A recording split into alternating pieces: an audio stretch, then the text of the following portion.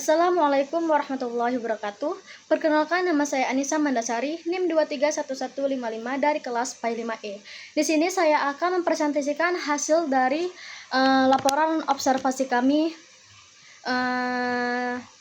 bagian awal penelitian kita tentang minat belajar PAI di Sekolah Dasar Negeri 2 Sungai Selan. Yang pertama itu ada latar belakang. PAI sangat penting buat membentuk karakter siswa, spiritual, moral, dan sosial, dengan tujuan menanamkan nilai-nilai agama yang dipakai sehari-hari. Di sini ada tantangan. Di sini minat belajar siswa terhadap PAI seringkali rendah sehingga mereka sulit memahami dan terapkan nilai-nilai agama. Selanjutnya itu ada faktor yang mempengaruhi minat, ada dua. Yang pertama itu ada internal. Di sini motivasi pribadi dan sikap siswa. Yang kedua itu ada eksternal. Di sini metode pengajaran, guru, media pembelajaran, dan lingkungan belajar. Selanjutnya itu ada penelitian sebelumnya bilang, di sini pengajaran yang interaktif, pakai media menarik, dan terkait kehidupan sehari-hari bisa makin minat. Tapi penelitian ini di SD masih sedikit, jadi kita lakukan penelitian ini. Dua, ada rumusan masalah dan tujuan penelitian. Pertanyaan yang ingin dijawab, yang pertama itu ada apa saja faktor yang mempengaruhi minat belajar PAI di SDN 2 Sungai Selan. Yang kedua itu bagaimana hubungan faktor-faktor itu berdasarkan data kuesioner atau kuantitatif. Yang ketiga itu bagaimana pengaruh metode mengajar media, karakter, guru, dan lingkungan belajar berdasarkan wawancara dan observasi atau kualitatif. Selanjutnya itu ada tujuan. Di sini pertama itu ada analisis faktor-faktor yang mempengaruhi minat pakai data kuantitatif dan kualitatif. Jadi itu ada ngecek hubungan antar faktor dari kedua data. Jadi itu ada ngecek pengaruh metode, media, karakter guru, dan lingkungan terhadap minat. Nah, yang ketiga itu ada teknik pengumpulan data. Jadi kita pakai 3 cara buat ngumpul data di sini ya kan. Yang pertama itu ada data kuesioner di sini atau kuantitatif. Diberikan ke siswa pakai skala Likert atau setuju atau tidak setuju buat mengukur persepsi mereka tentang faktor-faktor yang mempengaruhi minat. Selain itu ada wawancara semi terstruktur atau kualitatif. Di sini ngobrol sama satu guru PAI dan 5 siswa berdasarkan keaktifannya buat dapat informasi lebih mendalam. Selain itu observasi langsung, melihat proses pembelajaran di kelas, interaksi guru siswa, media yang dipakai, dan suasana di kelas. Selanjutnya itu ada teknik analisis data. Di sini kita ini memakai mixed methods atau gabungan kuantitatif dan kualitatif buat hasil yang lebih lengkap. Di sini ada analisis kuantitatif. Di sini kami pakai program SPSS. Langkahnya itu pertama analisis deskripsi, lihat tingkat minat dan persepsi siswa atau rata-rata frekuensinya. Setelah itu ada uji validitas dan reliabilitas. Di sini pasti kuesionernya benar dan konsisten atau nilai comeback-nya alpha lebih besar 0,60. Setelah itu ada analisis kolerasi person. Di sini lihat hubungan antara faktor-faktor seperti lingkungan, metode, dan media dengan minat belajar. Setelah itu ada analisis kualitatif. Pakai teknik analisis tematik. Langkahnya itu pertama tulis ulang hasil wawancara dan observasi, pilih data yang relevan. Setelah itu ada beri kode dan cari tema utama, yaitu interpretasi dan gunakan kutipan langsung dari guru atau siswa buat bukti. Yaitu ada integrasi data. Di sini gabungkan hasil statistik atau kuantitatif dengan penjelasan konteks atau kualitatif buat dapat kesimpulan yang jelas. Selanjutnya saya serahkan kepada teman saya. Assalamualaikum warahmatullahi wabarakatuh. Perkenalkan, nama saya Raditya Saputra dari kelas PAI 5E. Di sini saya akan menjelaskan sedikit terkait teknik analisis data dan juga penjelasan terkait cara kami untuk menentukan data yang telah kami temukan. Nah, jadi terkait analisis data, penelitian ini dilakukan dengan menggabungkan dua pendekatan, yaitu analisis kuantitatif dan juga analisis kualitatif. Nah, penggabungan kedua pendekatan ini bertujuan untuk memperoleh hasil penelitian yang lebih utuh dan juga komprehensif, yang dimana tujuannya adalah sesuai dengan pendekatan mindset metode yang akan kami gunakan. Jadi yang pertama mengenai analisis data kualitatif. Jadi analisis datanya dilakukan secara menggunakan program SPSS atau Statistical Package for the Social Science. Data diperoleh dari hasil pengisian angket oleh siswa SD Negeri 2 Sungai Selan yang mencakup 4 variabel utama. Nah, langkah-langkah analisis kuantitatif yang meliputi yaitu yang pertama analisis statistik deskriptif. Jadi analisis yang kami gunakan bertujuan adalah untuk mengetahui tingkat minat belajar siswa dan juga persepsi mereka terhadap faktor-faktor yang mempengaruhi minat belajar dalam seperti lingkungan, gaya mengajar dan juga media. Nah, kemudian hasilnya disajikan dalam bentuk tabel atau grafik distribusi frekuensi dan nilai-nilai data seperti mean dan standar deviasi ataupun standar deviation. Yang kedua, uji validitas dan juga reliabilitas instrumen. Jadi untuk uji validitas dilakukan untuk mengetahui sejauh mana butir-butir pertanyaan dalam angket mampu mengukur variabel yang dimaksud. Uji reliabilitas ini digunakan untuk mengukur tingkat konsekuensi jawaban responden atau peserta didik terhadap butir pernyataan dengan melihat nilai Cronbach alpha yang lebih besar dari 0,60 yang menandakan bahwa instrumen penelitian tersebut memiliki konsisten yang baik. Yang ketiga mengenai analisis korelasi. Analisis korelasi ini dilakukan untuk mengetahui hubungan antara variabel bebas seperti lingkungan belajar, gaya mengajar guru, juga dan penggunaan media pembelajaran dengan variabel terikat seperti siswa. Nah, teknik yang digunakan adalah korelasi person produk moment. Nah, kemudian hasil analisis korelasi ini digunakan untuk menjawab perumusan masalah pertama dan juga memberikan gambaran hubungan antar variabel yang diteliti. Yang kedua mengenai analisis data kualitatif. Analisis data kualitatif ini dilakukan terhadap hasil wawancara dan observasi menggunakan teknik analisis tematik manual atau thematic analysis. Nah, teknik ini bertujuan untuk menemukan tema-tema utama yang muncul dari data lapangan. Kemudian langkah-langkah sistematik yang dilakukan meliputi yang pertama transkripsi dan juga redukasi data, yang dimana transkripsi dan redukasi data ini adalah menyalin hasil wawancara dan catatan observasi ke dalam bentuk teks. Kemudian diseleksi data yang relevan dan fokus penelitian yang diteliti. Yang kedua, pemberian kode atau coding. Pemberian kode atau coding ini merupakan pengelompokan potongan data ke dalam kategori tertentu, misalnya seperti minat bakat, minat belajar. Kemudian persepsi terhadap gaya mengajar guru seperti penggunaan media pembelajaran serta motivasi dan dukungan lingkungan. Yang ketiga, pencarian tema utama atau theming.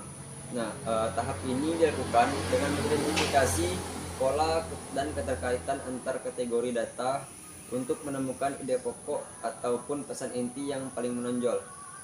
Jadi tema yang terbentuk harus juga representatif dan menggambarkan fenomena secara jelas, sehingga data yang didapatkan juga kompleks dan dapat disajikan dalam bentuk pemahaman yang utuh dan terstruktur. Kemudian selanjutnya interpretasi data.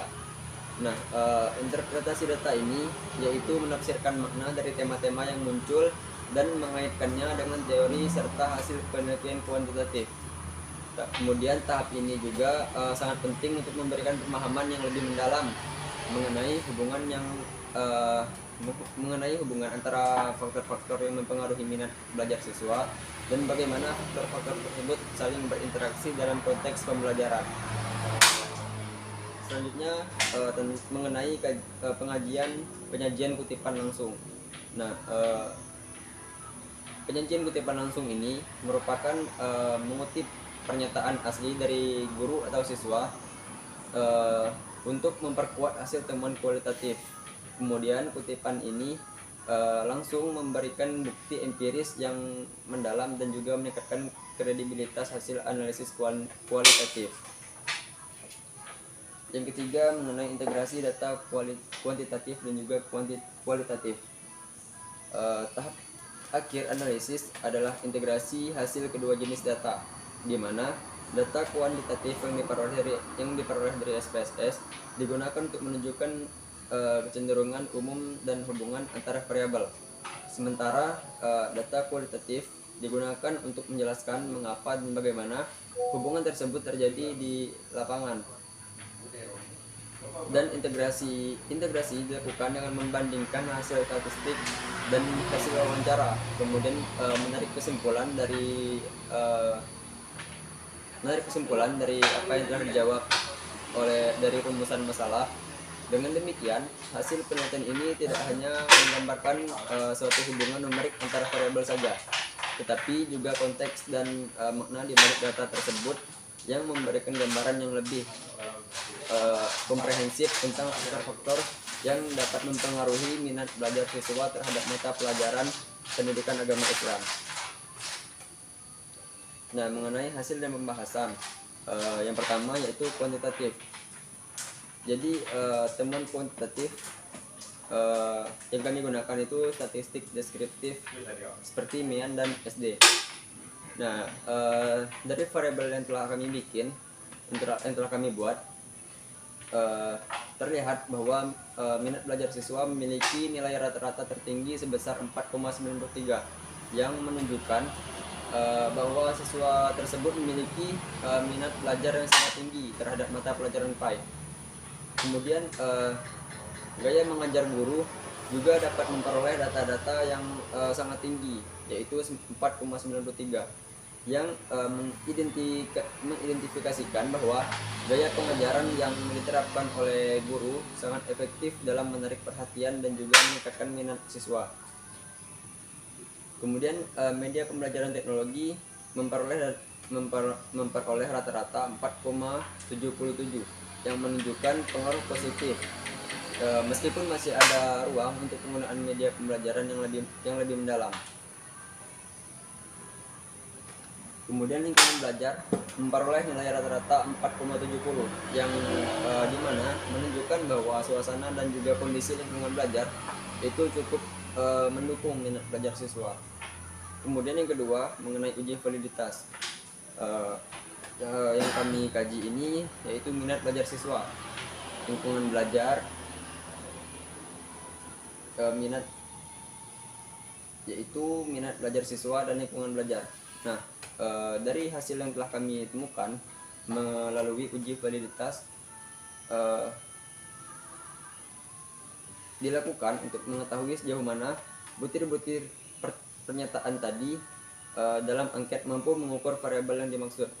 Dan uji korelasi dilakukan untuk melihat suatu hubungan antara setiap item dengan total skor dari variabel yang telah diukur.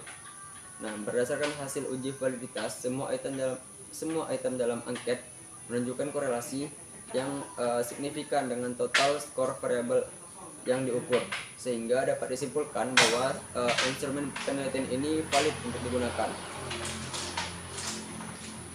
Dan uji reliabilitas ini dilakukan untuk mengukur konsistensi jawaban responden terhadap butir-butir pernyataan dalam angket, yang dimana hasil uji reliabilitas menunjukkan nilai Cronbach alpha sebesar 0,85, yang lebih besar dari 0,60 tadi, sehingga dapat disimpulkan bahwa instrumen ini reliable. Selanjutnya mengenai penggunaan media pembelajaran.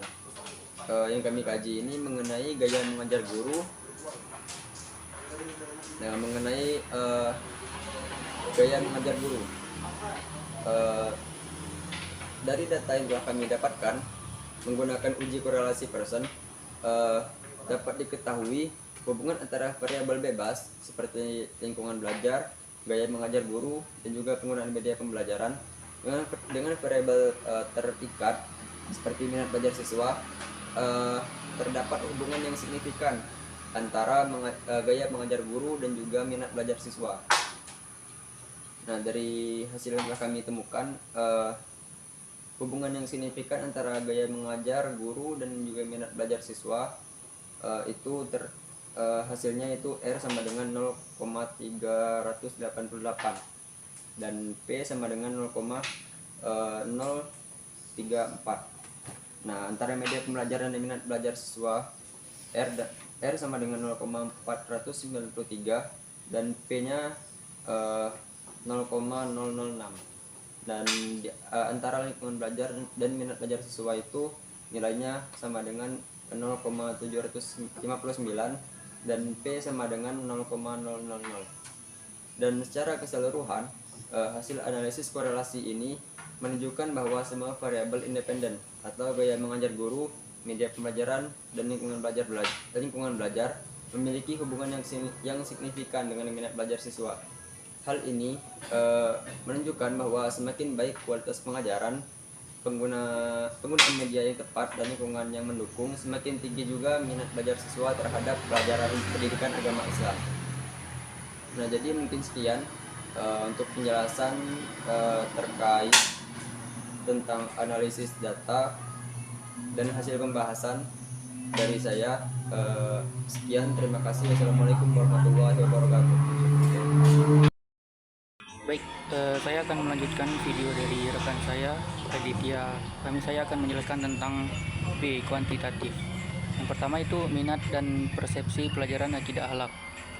Berdasarkan hasil wawancara dengan siswa, sebagian besar siswa memiliki pandangan positif terhadap pembelajaran PAI, meskipun tingkat kesulitan materi dianggap sedang dan sangat bergantung cara guru mengajar.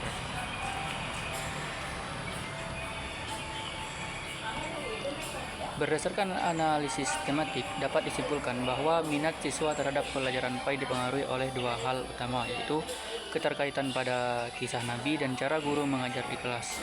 Siswa lebih bersemangat ketika pembelajaran dikaitkan dengan kisah nyata yang inspiratif dan disampaikan secara menarik dengan penggunaan contoh-contoh kehidupan sehari. Terus media pembelajaran. Berdasarkan hasil wawancara yang dilakukan terhadap 5 siswa mengenai pembelajaran PAI, diperoleh beberapa temuan sebagai berikut. Yang pertama, tentang apakah guru pernah menggunakan media seperti gambar, video, atau PowerPoint dalam pembelajaran PAI. Seluruh siswa yang diwawancarai sepakat bahwa Bapak belum pernah atau jarang menggunakan media pembelajaran tersebut. Selanjutnya, ketika ditanya apakah mereka lebih suka belajar menggunakan media seperti gambar, video, atau PowerPoint, kelima siswa secara kompak menyatakan bahwa mereka lebih suka menggunakan pembelajaran yang menggunakan media tersebut. Pada pertanyaan ketiga mengenai apakah penggunaan media gambar atau warna-warni dapat meningkatkan semangat belajar, seluruh siswa juga memberikan jawaban yang sama, yaitu iya. Kemudian pada pertanyaan terakhir tentang jenis media yang paling disukai, kelima siswa menyatakan bahwa mereka lebih menyukai media bergambar dan video. Alasannya karena media tersebut memiliki tampilan visual yang menarik serta disertai suara atau animasi, sehingga lebih mudah dipahami dan tidak membuat jenuh. Yang selanjutnya, lingkungan belajar. Berdasarkan hasil wawancara dengan Bapak Didi, diperoleh beberapa informasi terkait dengan lingkungan belajar di kelas PAI. Bapak Didi menjelaskan bahwa selama ini ia berusaha menciptakan suasana kelas yang nyaman dan mendukung bagi siswa. Terus perbandingan hasil kuantitatif dan kualitatif. Berdasarkan hasil analisis kuantitatif dan kualitatif, terlihat bahwa minat belajar siswa terhadap pembelajaran PAI dipengaruhi oleh beberapa faktor, yaitu gaya mengajar guru, media pembelajaran, dan lingkungan belajar. Namun, kekuatan pengaruh masing-masing faktor berbeda pada kedua pendekatan tersebut.